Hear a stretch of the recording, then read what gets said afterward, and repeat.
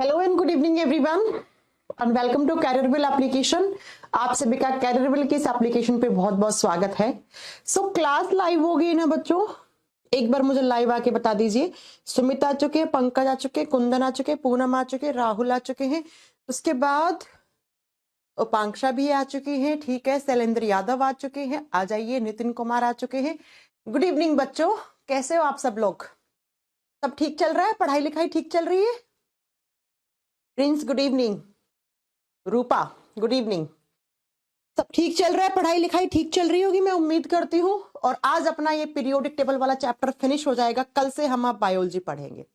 कल से हम अब बायोलॉजी के मोस्ट इंपॉर्टेंट चैप्टर्स जिनका एग्जाम में वेटेज ज्यादा रहता है, जैसे एक विटामिन वाला चैप्टर, एक ह्यूमन डिजीज वाला चैप्टर, ये चैप्टर अपन पहले निपटाएंगे अपन, राइट? ठीक है, सचिन, अभिषेक, प्रिंस, पंकज, सबका नाम ले लिया है। आइए फिर फटाक से अपनी क्लास स्टार्ट कर देते हैं। इस चैप्टर को आज फिनिश कर देते हैं। पीरियोडिक टेबल हम क्या पढ़ रहे थे?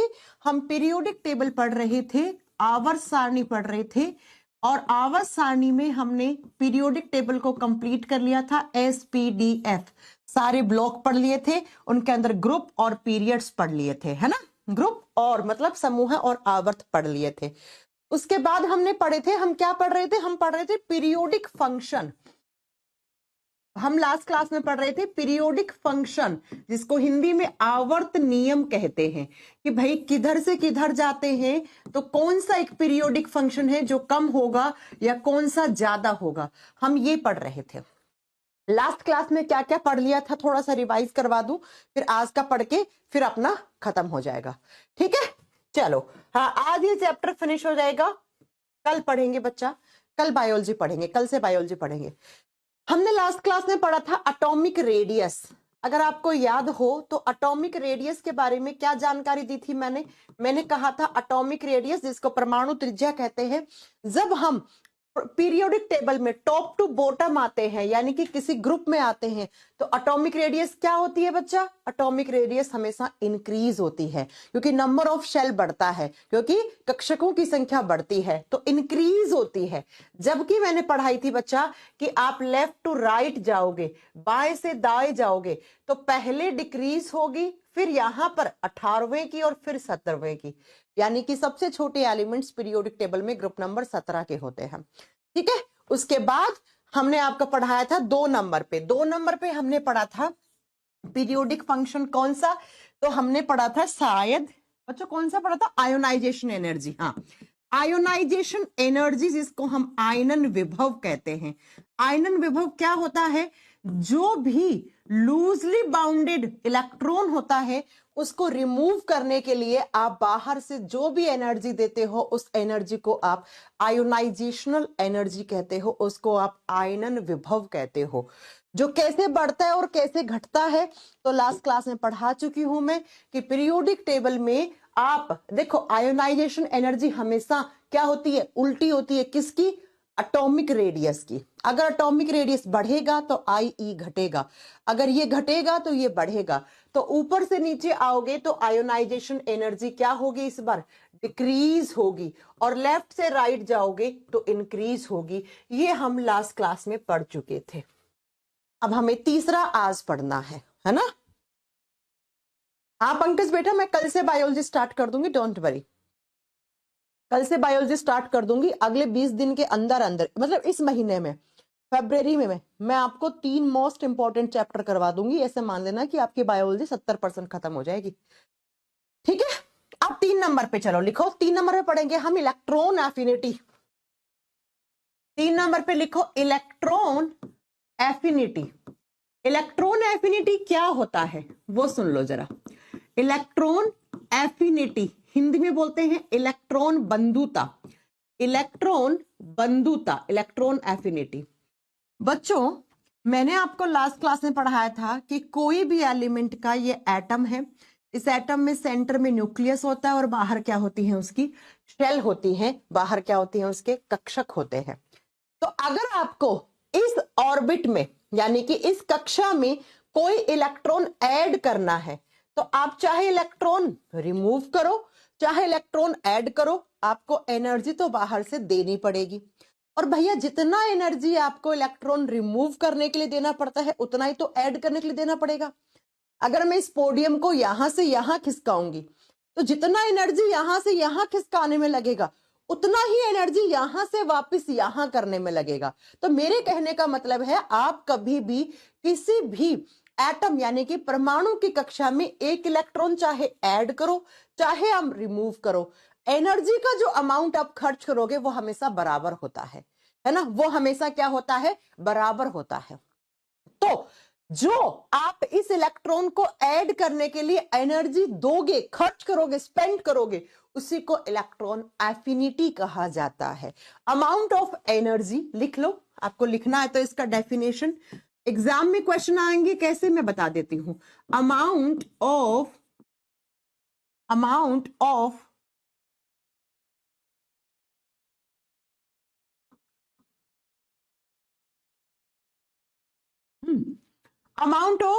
एनर्जी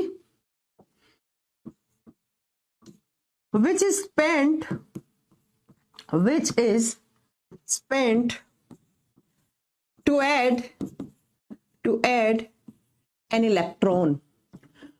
इलेक्ट्रॉन को जोड़ने के लिए लिखो, या इलेक्ट्रॉन को कक्षा में जोड़ने के लिए खर्च की गई ऊर्जा, जोड़ने के लिए खर्च की गई ऊर्जा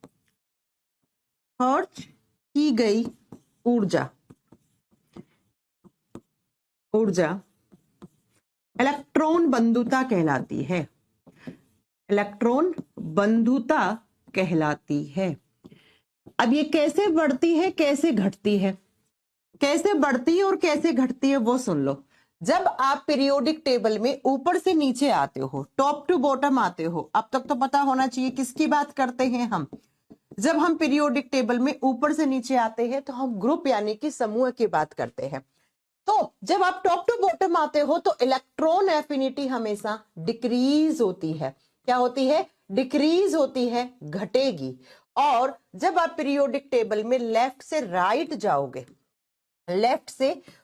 जाओगे, बाएं से दाएं जाओगे, तो इलेक्ट्रॉन एफिनिटी हमेशा इंक्रीज होती है यानी कि बढ़ेगी। ठीक है, ये लिख लेना। अब एग्जाम में कैसे आएगा, एग्जाम में आपको देखो 4 एलिमेंट दे दिए।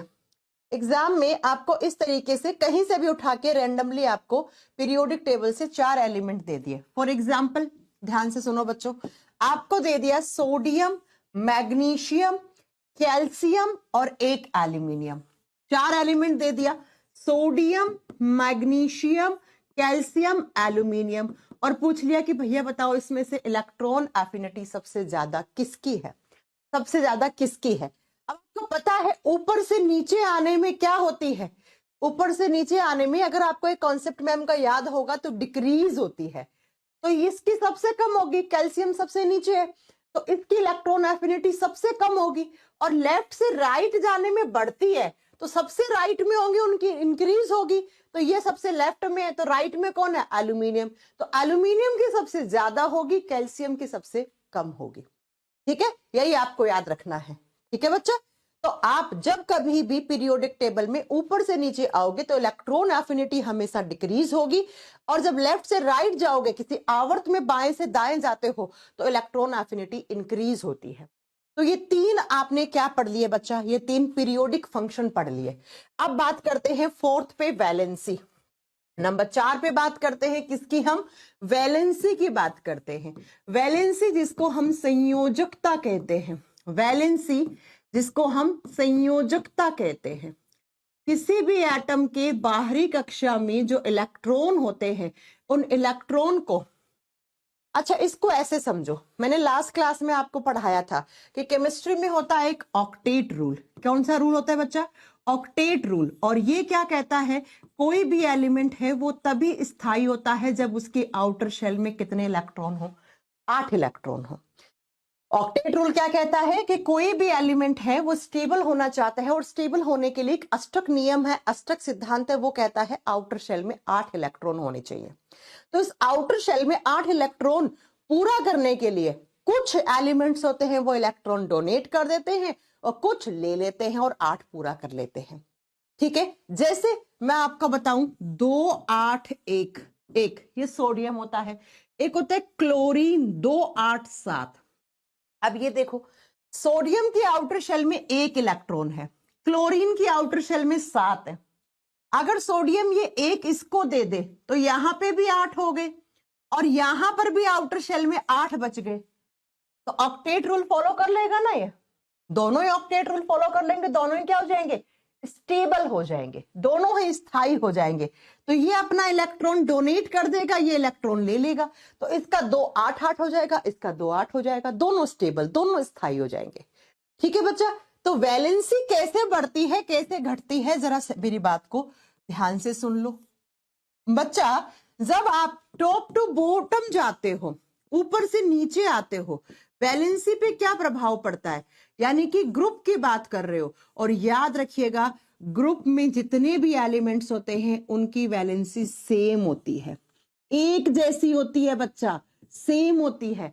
ग्रुप में वैलेंसी ना बढ़ती है ना घटती है, सेम होती है।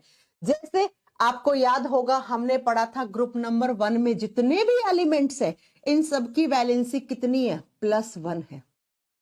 जैसे हमने पढ़ा था ग्रुप में ग्रुप नंबर 2 के एलिमेंट्स की वैलेंसी +2 है, याद है ना। तो ग्रुप में जितने भी एलिमेंट्स होंगे उनकी वैलेंसी सेम होती है। तो कभी कभी ना आपको ऐसे क्वेश्चन डाल देगा, बताऊं कैसे, एग्जाम में एक क्वेश्चन डाल दिया आपका मैग्नीशियम कैल्शियम पहले ऑप्शन में, दूसरे ऑप्शन में डाल दिया आपका बोरोन कार्बन, तीसरे ऑप्शन में डाल दिया बच्चा आपका सिलिकॉन फॉस्फोरस, और चौथे पे डाल दिया आपका जर्मेनियम आर्सेनिक, और पूछ लिया इसमें से वो 2 एलिमेंट बताओ जिनकी वैलेंसी एक जैसी होगी। तो आप जानते हो मैग्नीशियम और कैल्शियम दोनों एक ही ग्रुप में आते हैं, तो दोनों की वैलेंसी एक जैसी होगी। बाकी सारे अलग अलग ग्रुप में आ रहे हैं, बोरोन यहां है, कार्बन यहां है, नहीं हो सकता। सिलिकॉन यहां है, फॉस्फोरस यहां है, नहीं हो सकता। जर्मेनियम यहां है, आर्सेनिक यहां है, नहीं हो सकता। तो ऐसे भी क्वेश्चंस रेलवे वगैरह के एग्जाम में आ जाते हैं। तो एक ग्रुप में सभी एलिमेंट्स की वैलेंसी सेम रहती है, एक जैसी रहती है। अब हम बात करते हैं कि मैम लेफ्ट से राइट जाते हैं, हम बाएं से दाएं जाते हैं, तो वैलेंसी पर क्या इफेक्ट पड़ता है, तो संयोजकता पे क्या प्रभाव पड़ता है। बच्चों आपको याद है ना हमने क्या पढ़ा था, पहले वैलेंसी बढ़ती है फिर वैलेंसी घटती है। याद रखिएगा जब हम पीरियोडिक टेबल में बाएं से दाएं जाते हैं तो पहले वैलेंसी इंक्रीज होती है। इंक्रीज कहां तक होती है, ग्रुप नंबर 14 तक। कहां तक, तो आप बताओगे बच्चा, जो 14वां ग्रुप होता है वहां तक वैलेंसी बढ़ती है, इंक्रीज होती है, और आफ्टर ग्रुप नंबर 14 डिक्रीज होती है, डिक्रीज होती है, क्या हो जाती है, घटेगी। 14 के बाद क्या होगा, डिक्रीज होना शुरू हो जाती है। कैसे, याद होगा ग्रुप नंबर 1 की वैलेंसी +1, फिर +2, फिर 13वें की +3, 14वें की +4, 15वें की -3, और 16वें की क्या होती है -2, 17वें की -1, 18वें की 0 वैलेंसी। तो आप खुद देख लो पहले क्या हो रही है, इंक्रीज, कहां तक, ग्रुप नंबर 14 तक, कार्बन वाले ग्रुप तक इंक्रीज हो रही है, आफ्टर देन डिक्रीज। यही तो हमने पढ़ा था वैलेंसी में, +1 +2 +3 +4 -3 -2 -1 0 वैलेंसी, 0 वैलेंसी। अब वैलेंसी निकालने नहीं बैठना है आपको, सीधा आपको याद होनी चाहिए एस और पी ब्लॉक की, और एस और पी ब्लॉक की ही वैलेंसी आती है, बाकी किसी की आती भी नहीं है। हाँ राहुल बेटा, एक ग्रुप के जितने भी एलिमेंट्स होते हैं इनकी वैलेंसी एक जैसी होती है। आप खुद में निकाल के 50 बार दिखा चुकी हूँ राहुल आपको, इन सबकी वैलेंसी एक जैसी है। इनको इसीलिए ग्रुप में इस तरीके से बांटा कि इनकी वैलेंसी सबकी एक जैसी निकले, इनकी संयोजकता एक जैसी निकले, है ना।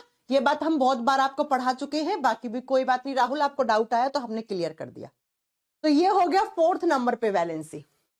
क्या क्या पढ़ लिया, पहला क्या पढ़ा था, एटॉमिक रेडियस, दूसरा आयोनाइजेशन एनर्जी, तीसरा इलेक्ट्रॉन एफिनिटी, इलेक्ट्रॉन बंधुता, चौथा वैलेंसी यानी संयोजकता। 4 पढ़ लिए, ऊपर से नीचे जाने में कौन सा बढ़ेगा कौन सा घटेगा, लास्ट में रिवाइज भी करवा दूंगी। 5वां लिखो इलेक्ट्रोपॉजिटिविटी, 5 नंबर पे लिखो इलेक्ट्रोपॉजिटिविटी, इलेक्ट्रोपॉजिटिविटी। इलेक्ट्रोपॉजिटिविटी को बोलेंगे वैद्युत धनात्मकता, वैद्युत धनात्मकता, धनात्मकता। क्या होता है बच्चा इलेक्ट्रोपॉजिटिविटी?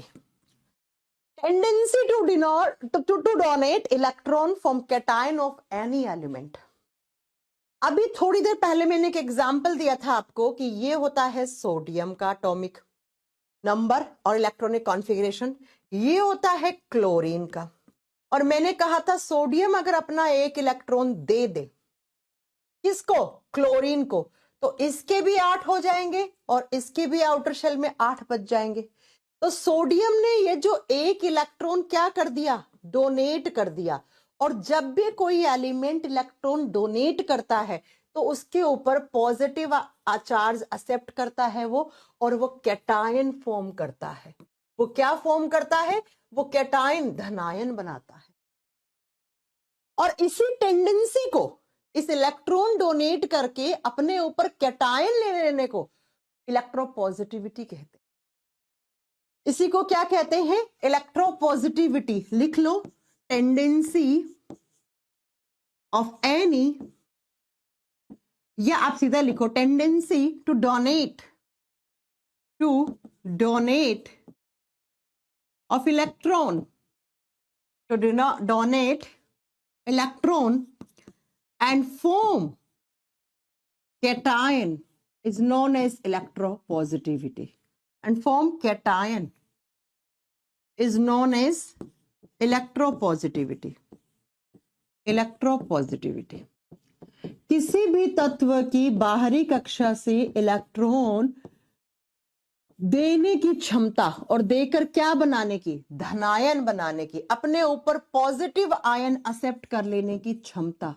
ये लो, कैटायन का मतलब होता है धनायन, धनायन अपने ऊपर पॉजिटिव आयंस को एक्सेप्ट कर लेना, इलेक्ट्रोपॉजिटिविटी कहलाता है।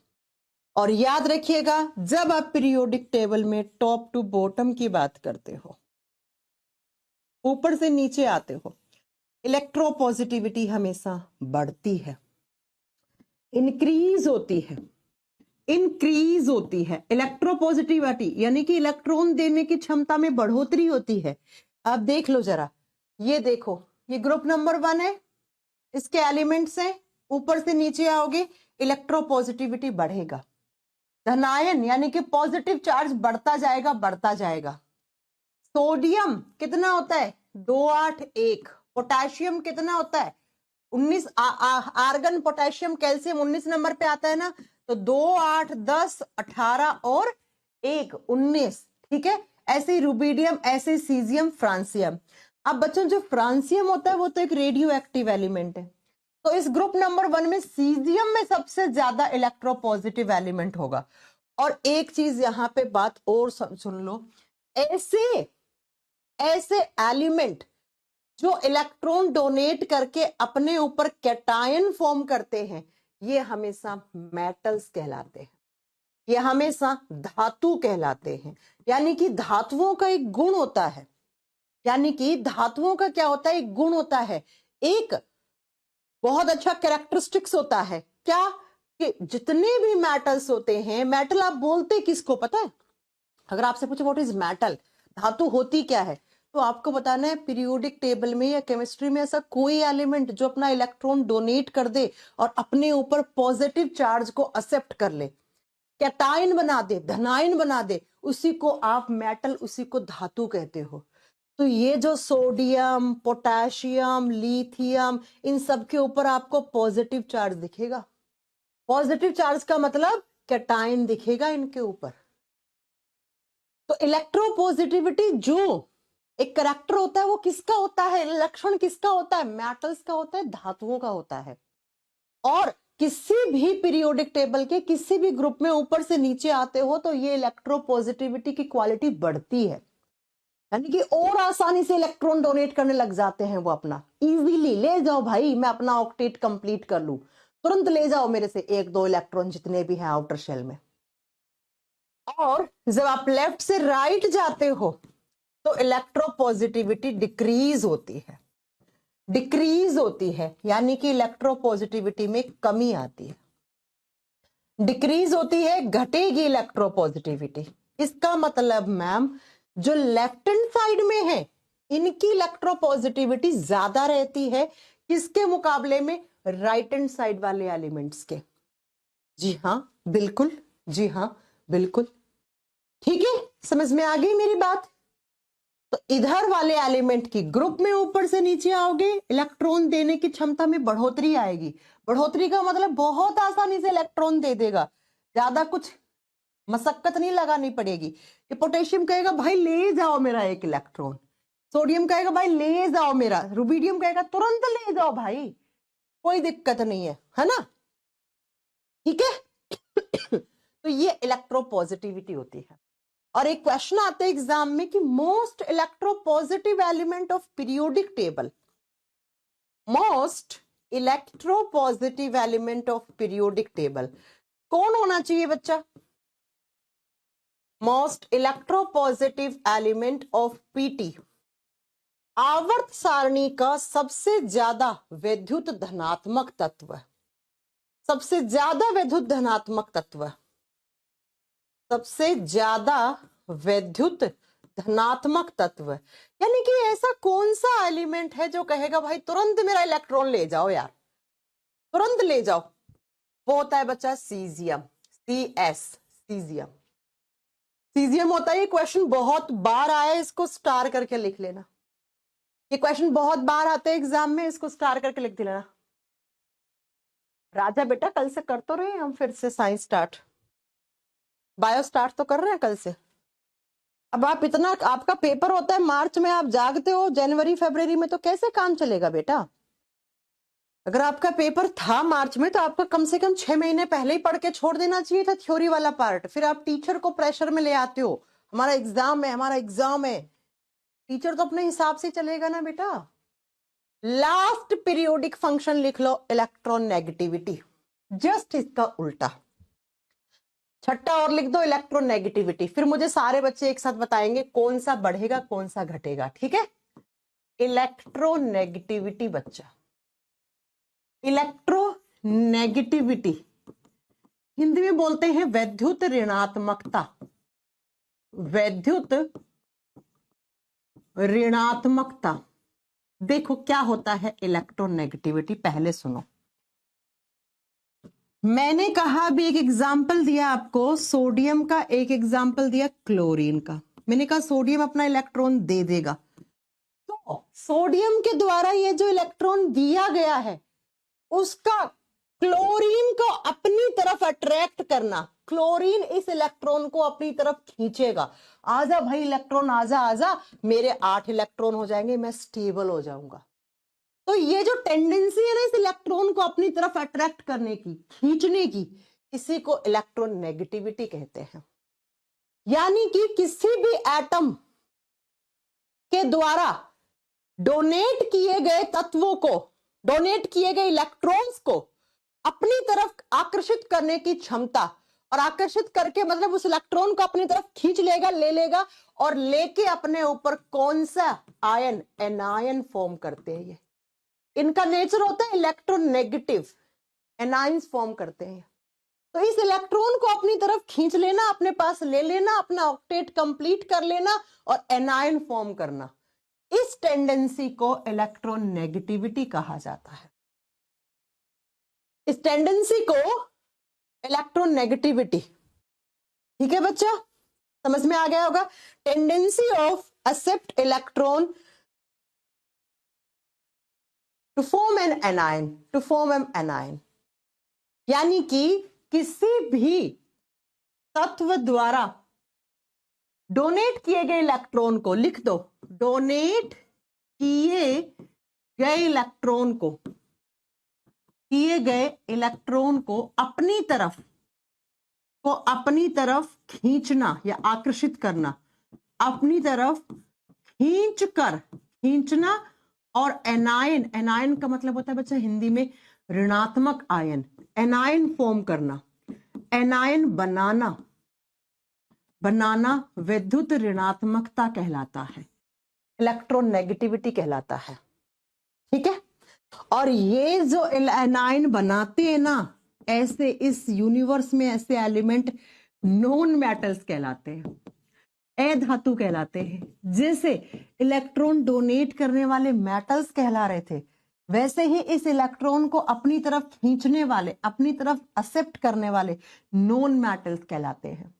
इसका मतलब मैम नॉन मेटल्स का एक करैक्टर होता है, एक लक्षण होता है, एक प्रॉपर्टी होती है। क्या प्रॉपर्टी होती है? कि नॉन मेटल्स हमेशा एनायन बनाती हैं। हाँ जी बच्चों, नॉन मेटल्स हमेशा एनायन बनाते हैं। एनायन बनाने वालों को ही नॉन मेटल कहते हैं, इनको ही आप अधातु कहते हो। और जब बात करते हो ना पीरियोडिक टेबल में टॉप टू बॉटम की, तो बच्चा याद रखिएगा, क्योंकि टॉप टू बॉटम आने में इलेक्ट्रोपॉजिटिविटी बढ़ती है तो नेगेटिविटी घटेगी ना, तो इलेक्ट्रोनेगेटिविटी हमेशा डिक्रीज होती है, और लेफ्ट से राइट जाने में इलेक्ट्रोनेगेटिविटी हमेशा इंक्रीज होती है। इसका मतलब मैम लेफ्ट हैंड साइड वाले जो एलिमेंट है, ये वाले, इनकी इलेक्ट्रोनेगेटिविटी बहुत कम है। हाँ जी, और इनकी ज्यादा होती है राइट हैंड साइड वाले। ये फ्लोरीन वाले की, इसकी सबसे ज्यादा होती है इलेक्ट्रोनेगेटिविटी। इलेक्ट्रोनेगेटिविटी क्या होता है? इलेक्ट्रॉन को खींचना। अब देखो फ्लोरीन 9 नंबर पे है, फ्लोरीन कितना? 9 नंबर पे है। ऐसे चलो क्लोरीन, अभी मैंने एग्जांपल दिया ना 17 नंबर पे है, तो क्लोरीन की आउटर शेल में 2 8 7 तो है ही, एक इलेक्ट्रॉन चाहिए, खींच लेता है एक को। ऐसे ही आप देखो ब्रोमीन, इसके भी आउटर शेल में 7 होती है, एक इलेक्ट्रॉन चाहिए होता है, खींच लेता है। ऐसे ही आपका फ्लोरीन भी होता है। फ्लोरीन का कैसे लिखते हैं? 2 और 7, कितना चाहिए? एक चाहिए, एक इलेक्ट्रॉन को तुरंत खींच लेगा अपनी तरफ। इसीलिए हम इनको मोस्ट इलेक्ट्रोनेगेटिव एलिमेंट की कैटेगरी में रखते हैं, 17वें ग्रुप के एलिमेंट्स को। ठीक है राजा, कोई ना बेटा, मैं करवा दूंगी, परेशान मत हो बेटा। हो गया। और इसी के साथ आपके पीरियोडिक फंक्शन कंप्लीट होते हैं बच्चा, इसी के साथ आपके पीरियोडिक फंक्शन कंप्लीट होते हैं और आपका पीटी पीरियोडिक टेबल भी खत्म होती है। अब आप बताओ कौन कौन सा, अब मेरा क्वेश्चन आपसे क्या है, ग्रुप में ऊपर से नीचे जाने में कौन कौन सी पीरियोडिक प्रॉपर्टी बढ़ती है, पहले मुझे ये बताओ। हाँ जी, किसी भी ग्रुप में या फिर टॉप टू बॉटम आने में क्या क्या बढ़ता है, इंक्रीज होने का बताओ। इंक्रीज कौन कौन सी चीज होती है? इंक्रीज बताओ पहले, फिर आप डिक्रीज बताओगे, फिर हम पीरियड की बात करेंगे। ठीक है, पीटी खत्म हो गया आपका, पीरियोडिक टेबल चैप्टर आपका फिनिश। हाँ राजा बेटा, मैंने बोला ना आपको, मैं कल से बायो पढ़ाऊंगी, डोंट वरी, बहुत अच्छे से मेन चैप्टर करवा दूंगी आपके। फरवरी लास्ट तक मेन चैप्टर, आप मान लो डिजीज वाला चैप्टर, आप मान लो विटामिन वाला चैप्टर, रिप्रोडक्टिव सिस्टम, ये सब खत्म कर दूंगी मैं। हाँ जी, इंक्रीज क्या क्या होता है ऊपर से नीचे आने में? ओके सचिन, ये मॉडल मॉडल नहीं पढ़ाए जाते हैं बच्चा, विवेक, स्कूल में नहीं है, अपन स्कूल में नहीं है बेटा। चलो बताओ जल्दी से, और फिर कोई डाउट भी हो तो वो भी पूछो। क्या क्या बढ़ रहा है पहले ग्रुप में ऊपर से नीचे आने में? एटॉमिक रेडियस बढ़ रही थी, हाँ, परमाणु त्रिज्या बढ़ रही थी या घट रही थी? एटॉमिक रेडियस बढ़ रही थी, इधर लिखूं? एटॉमिक रेडियस ऐसे ही लिखा है, परमाणु त्रिज्या बढ़ रही थी ना? ठीक है, दूसरा क्या बढ़ रहा था? दूसरा आप बताओगे बच्चा, इधर इलेक्ट्रोपॉजिटिविटी भी बढ़ता है, इलेक्ट्रोपॉजिटिविटी भी बढ़ रही थी ना, विद्युत धनात्मकता इंक्रीज हो रही थी। तीसरा कौन सा आएगा? कमेंट क्यों नहीं आ रहे हैं स्क्रीन पे?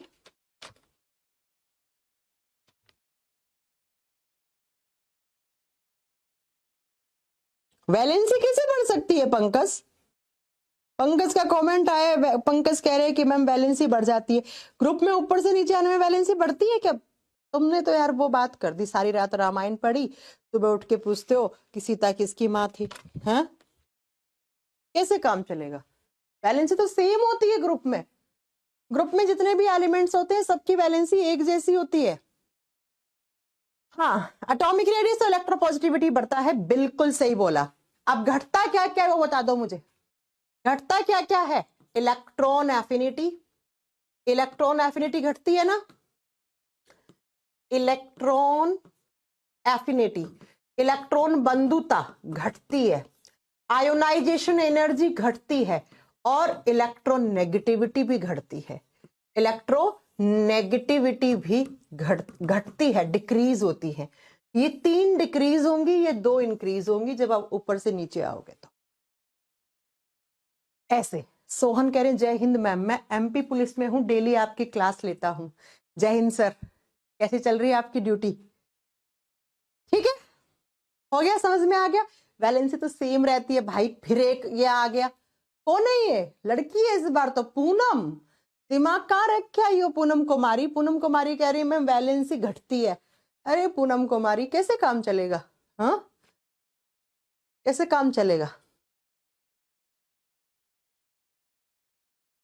स्कायर, स्कायर, ये कैसा नाम है यार तुम्हारा? लाइव क्लास देखने का मौका कम ही मिलता है मैम, बट जो आप पढ़ाती हो ना ma'am, it was just awesome. Oh thank you स्कायर, थैंक यू बेटा। याद हो गए? अब देखो एक दो क्वेश्चन ऐसे छोटे मोटे क्वेश्चन कैसे आ जाता है। वैसे मैं आपको पढ़ा चुकी हूँ, अगर आपको याद हो तो मैंने पढ़ाया था ना। एक क्वेश्चन आता है, पीरियोडिक टेबल की लाइटेस्ट मेटल कौन सी है? हाँ जी, सबसे हल्की धातु कौन सी होती है? लाइटेस्ट मेटल, सबसे हल्की धातु पीरियोडिक टेबल की। 1 नंबर पे हाइड्रोजन, 2 नंबर पे हीलियम, दोनों ही नॉन मेटल में आते हैं। तो सबसे हल्की धातु कौन सी होगी? लिथियम।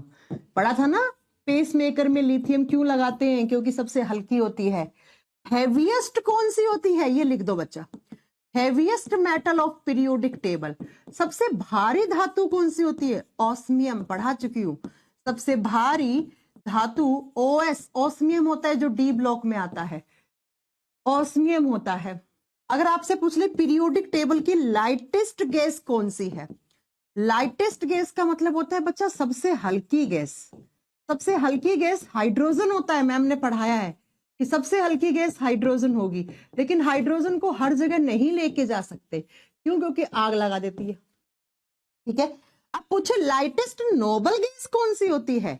लाइटेस्ट नोबल गैस यानी कि helium, neon, argon, xenon, krypton, radon, इनमें कौन सी सबसे हल्की है?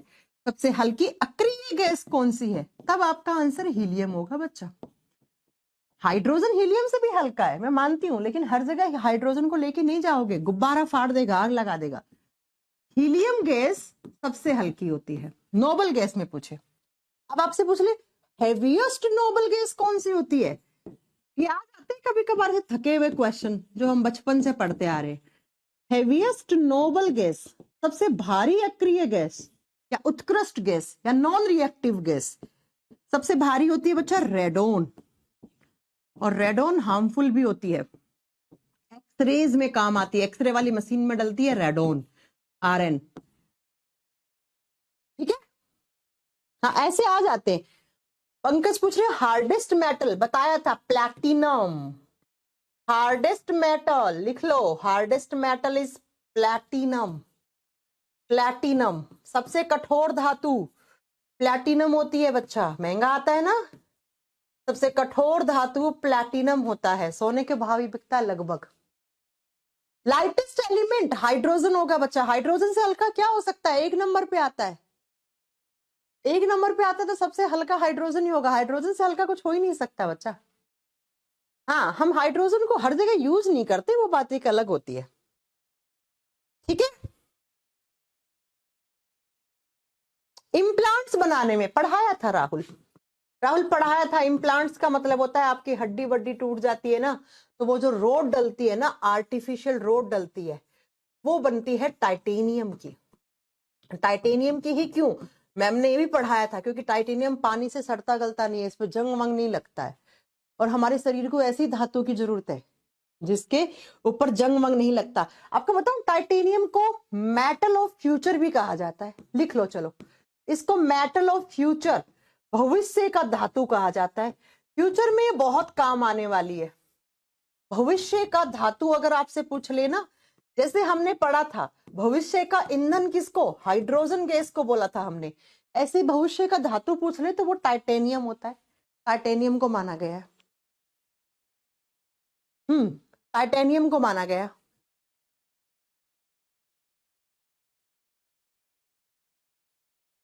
ठीक है, तो बच्चों इसी के साथ आपका पीरियोडिक टेबल वाला चैप्टर फिनिश हो गया है।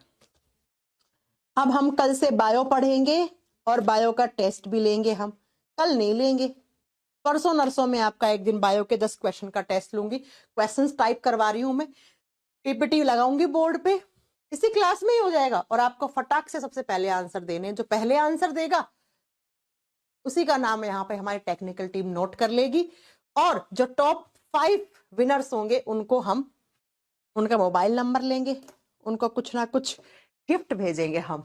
ठीक है, कल हम बायो पढ़ेंगे, कल बायो का नया चैप्टर पढ़ेंगे हम, ह्यूमन डिजीज। अच्छा बच्चों, बायो में लास्ट क्लास में हमने क्या पढ़ा था? लास्ट क्लास में हमने पढ़ा था स्केलेटल सिस्टम। स्केलेटल सिस्टम खत्म हो गया, जॉइंट्स की क्लास बची है। वो इतने जरूरी नहीं है, पहले मेन चैप्टर पढ़ लेते हैं। ये जॉइंट्स ना अपन कभी भी पढ़ लेंगे आगे चल के ना, एक क्लास में छोड़, एक भी नहीं है, 30-35 मिनट का चैप्टर है। तो कभी जैसे कोई चैप्टर फिनिश हुआ 30 मिनट बाकी है तो तब जॉइंट्स पढ़ लेंगे। ठीक है, तो कल हम ह्यूमन डिजीज वाला चैप्टर स्टार्ट करेंगे। प्रिपेयर रहना, इसके 5 क्लास खत्म, 4 या 5, 4 क्लास में खत्म करेंगे, थोड़ा बड़ी बड़ी क्लास लेंगे, 4 क्लास में इसको फिनिश कर डालेंगे इस चैप्टर को। ठीक है ना? हाँ, जॉइंट्स मुझे याद है, आप भी याद रखना कि मैम ने जॉइंट्स की क्लास पढ़ाई नहीं है, नहीं तो रिकॉर्ड करके डाल दूंगी। जॉइंट्स इतना कोई जरूरी नहीं है बच्चा, है ना? जॉइंट्स इतना ज्यादा जरूरी नहीं है। जरूरी है ह्यूमन डिजीज, रिप्रोडक्टिव सिस्टम, जरूरी है विटामिन वाला चैप्टर, जरूरी है सेल वाला चैप्टर पढ़ाना, वो ज्यादा जरूरी है। जॉइंट्स का तो मैं